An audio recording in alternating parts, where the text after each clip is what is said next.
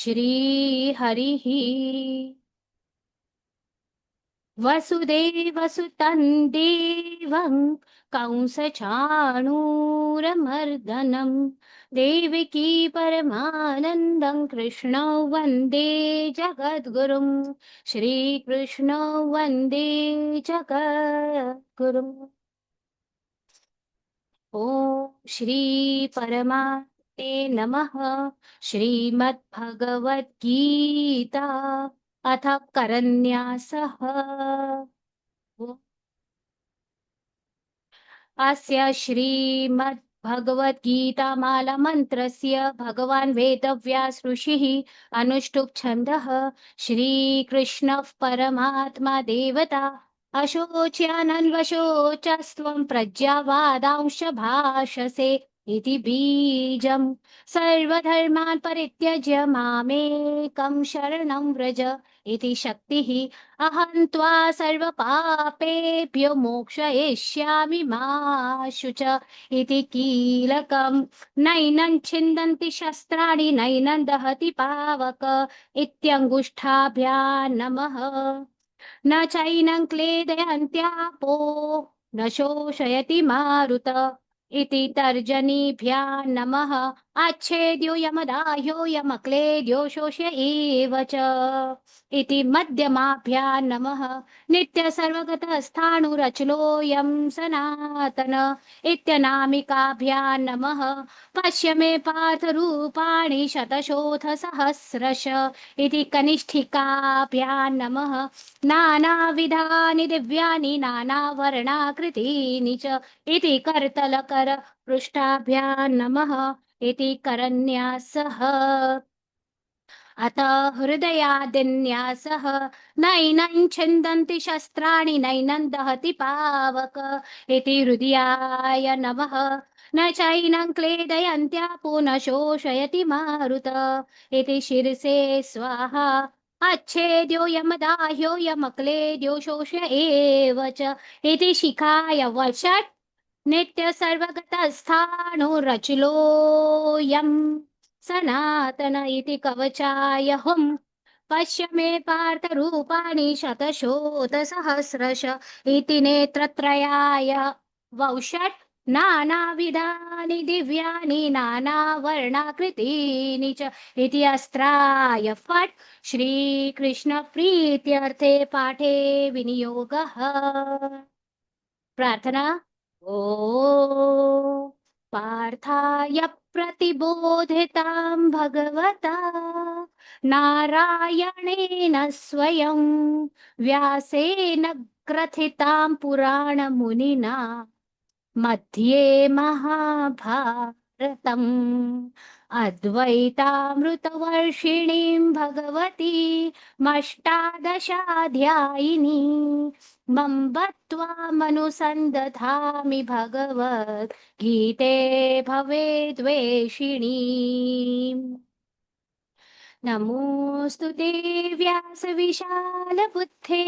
फुल्लारविन्दायतपत्रनेत्र येन त्वया भासतैलपूर्णः प्रज्वालितो ज्ञानमयः प्रदीपः प्रपन्नपारिजाताय तोत्रवेत्रैकपाणये ज्ञानमुद्राय कृष्णाय गीतामृतदुहे नमः वसुदेवसुतं देवं कंसचाणूरमर्दनं देवकी परमानन्दं कृष्णं वन्दे जगद्गुरुम्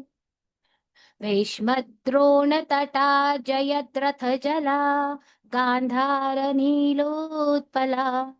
शल्यग्राहवती कृपेण वहनी कर्णेन वेलाकुला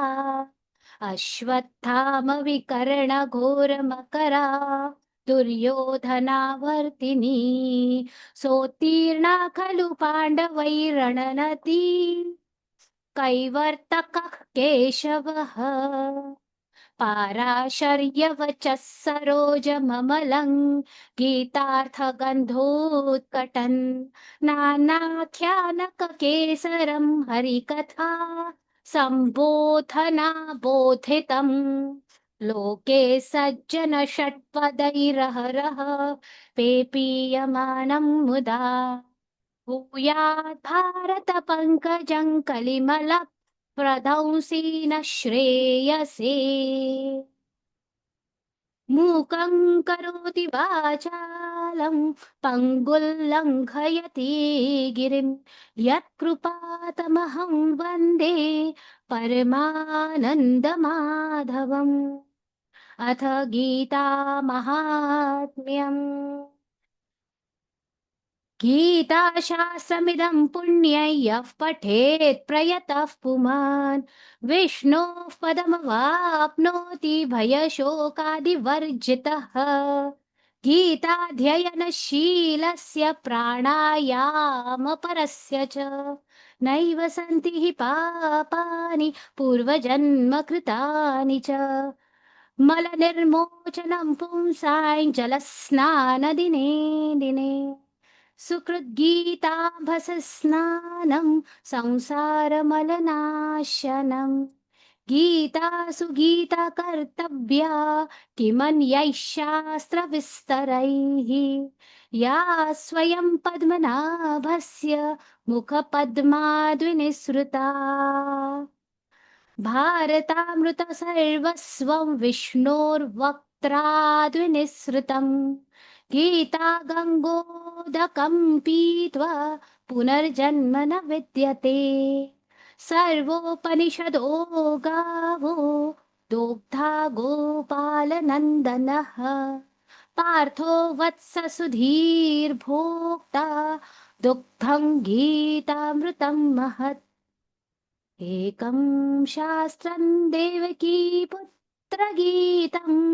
एको देवो देवकीपुत्र एव एको मन्त्रस्तस्य नामानि यानि कर्मापयेकन्तस्य देवस्य सेवा अथ ध्यानं शान्ताकारं भुजगशयनं पद्मनाभं सुरेशं विश्वाधारं गगनसदृशं मेघवर्णं शुभाङ्गम्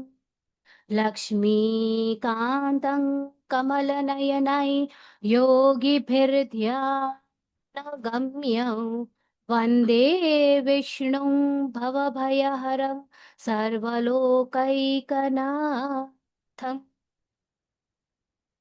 यं ब्रह्मा वरुणेन्द्ररुद्रमरुतस्तुन्वन्ति दिव्यैस्तवैर्वेदैः साङ्गपदक्रमोपनिषदैर्गायन्ति यं सामगाः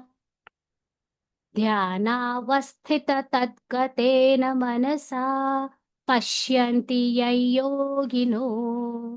यस्यान्तन्न विदुःसुरासुरगणा देवाय तस्मै नमः